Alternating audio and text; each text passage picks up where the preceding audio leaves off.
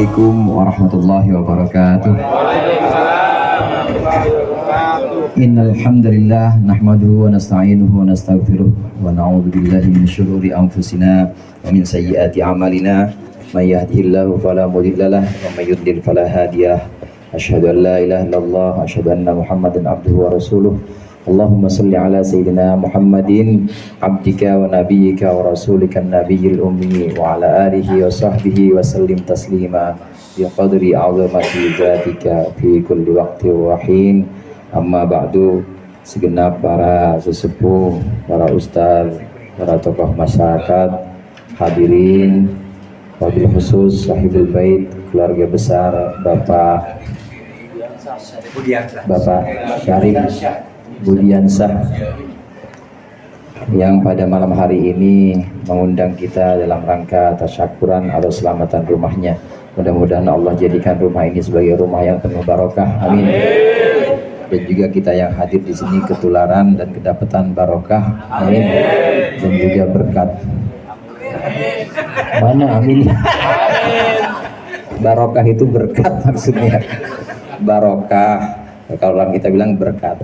Hadirin jamaah rahimakumullah, alhamdulillah malam hari ini rutinan kita diisi dengan tasyakuran atau selamatan tentang selamatan rumah dengan harapan pembacaan ayat-ayat Al-Quran yang tadi sudah dilantunkan, pembacaan maulid dan juga doa-doa. Ini nanti akan mendatangkan rahmat Allah kepada rumah ini dan juga kepada penghuninya.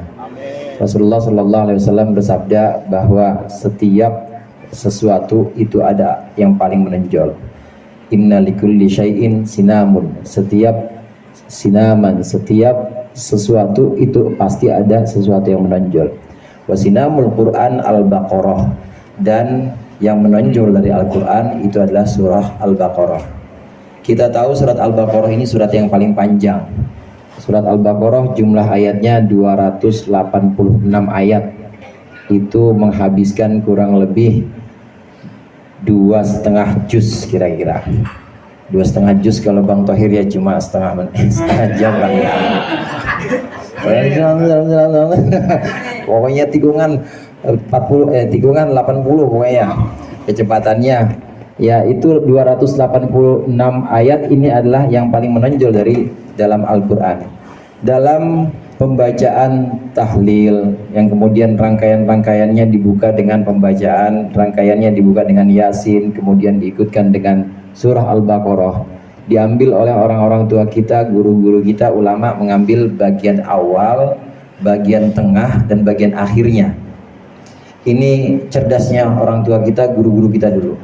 Walaupun nggak dibacain semuanya, tapi dibaca mulai dari alif lam mim dzalikal kitab, kemudian ilahukum wa ilahukum ilahu wahid, tambah ayat kursi, dan ditambah amanar rasul bima unzila ilaihi min rabbihi wal mu'minun.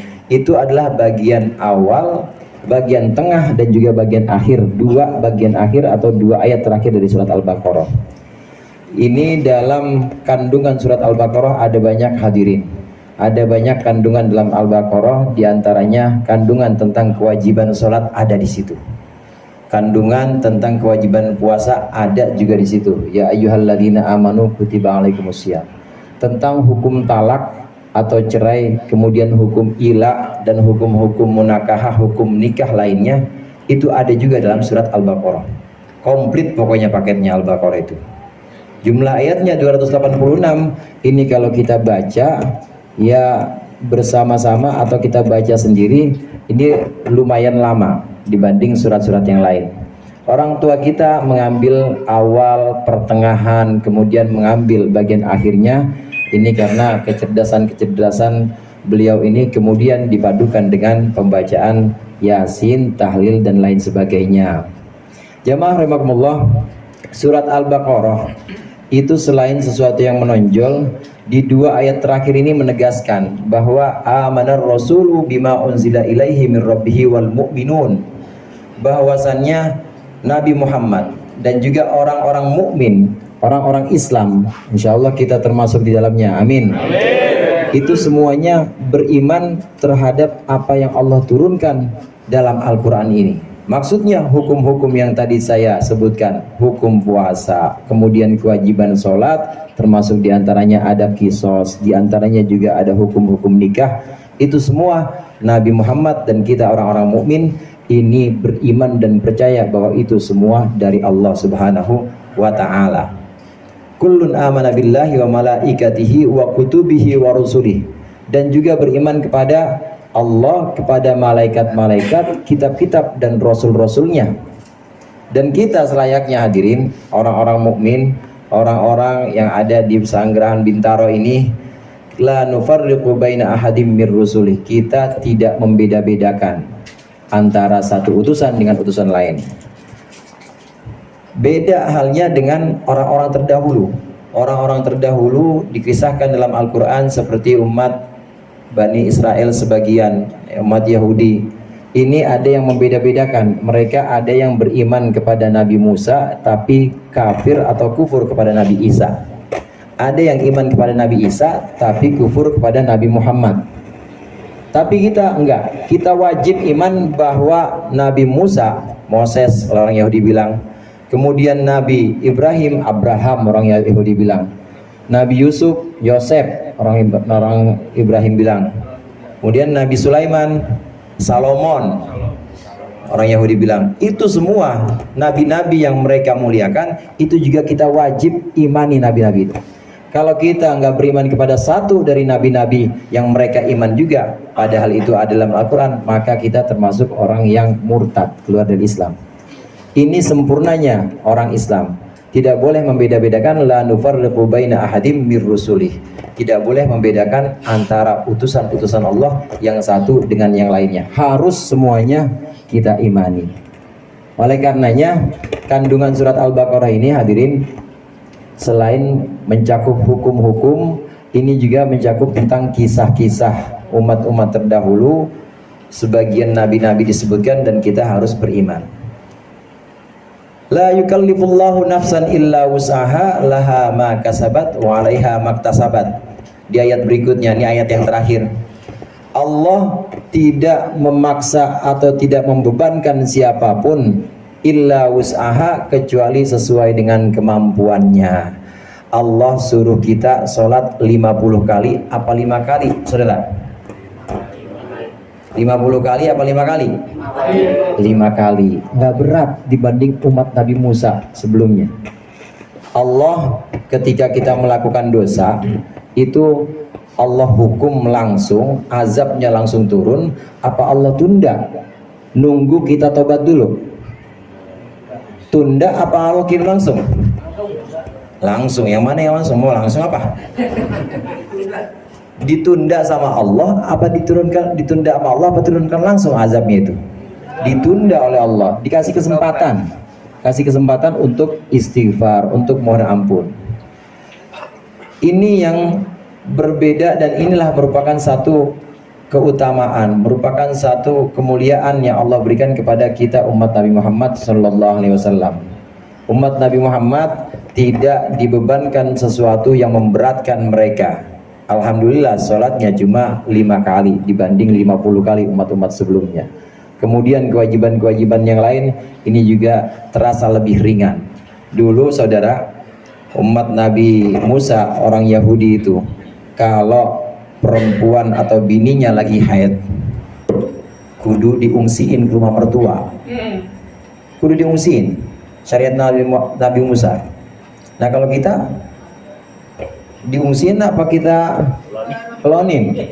Kelonin aja boleh, asal jangan ma baina surrah wa rukbah, asal jangan bagian wilayah antara pusar dengan lutut tuh nggak boleh. Tapi tidur masih boleh bareng. Umat Nabi sebelumnya, umat Nabi Musa ini harus dipulangin atau keluarin dari rumah. Untuk kita umat Nabi Muhammad, Allah berikan keringanan-keringanan. Di antaranya syariat-syariat yang dulu pernah Allah tetapkan kepada umat-umat sebelumnya, ini oleh kita, untuk kita, oleh Allah ini diberikan keringanan. La yukallifullahu nafsan illa wus'aha laha ma kasabat wa 'alaiha maktasabat. Oleh karenanya udah Allah kasih ringan, udah Allah kasih tunda, azab nggak turun, dikasih kita kesempatan buat bertaubat. Oleh karenanya kita mohon kepada Allah, la yukallifullahu nafsan illa wus'aha laha ma kasabat wa 'alaiha maktasabat. Kita mohon pada Allah, Rabbana la tu'akhidna in nasina aw akhtana. Ya Allah, jangan siksa kami, jangan siksa kami apabila kami lupa dan apabila kami keliru. Ya Allah, jangan Engkau siksa kami gara-gara lupanya kami, jangan Engkau siksa kami gara-gara kelirunya kami. Allah jawab tuh saudara, iya buat umat Nabi Muhammad, apa yang enggak sih? Rabbana wala tahmil alaina isran kama hamaltahu 'alal ladzina min qablina. Ya Allah, jangan bebankan kepada kami beban berat yang pernah Engkau bebankan pada orang-orang sebelum kami. Allah jawab, iya untuk orang Bintaro, apa yang enggak sih? Orang Bintara yang umatnya Nabi Muhammad. Iya, syariat-syariat yang dulu itu Allah hapuskan. Kita kalau dulu ikut umatnya Nabi Musa, itu kalau sarung goyor apa BHS kena najis nggak boleh dicuci Ustaz, potong, kudu dipotong, nggak boleh dicuci. Kalau ada pakaian-pakaian yang kena najis nggak bisa dicuci, tapi harus dipotong, dibuang bagian yang terkena najis. Tapi kita ada yang namanya bersuci atau toharoh dengan air yang sifatnya suci, mensucikan. Ini keringanan-keringanan yang Allah berikan kepada umat Nabi Muhammad. Rabbana la tuhammilna ma la taqata lana bih. Ya Allah, janganlah Engkau bebankan kami sesuatu yang kami merasa berat melaksanakannya. Jamaah rahimakumullah, kandungan-kandungan surat Al-Baqarah yang berupa hukum-hukum Allah, kisah-kisah umat terdahulu, juga ada akidah tauhid, kemudian ditutup dengan sifat-sifat orang beriman.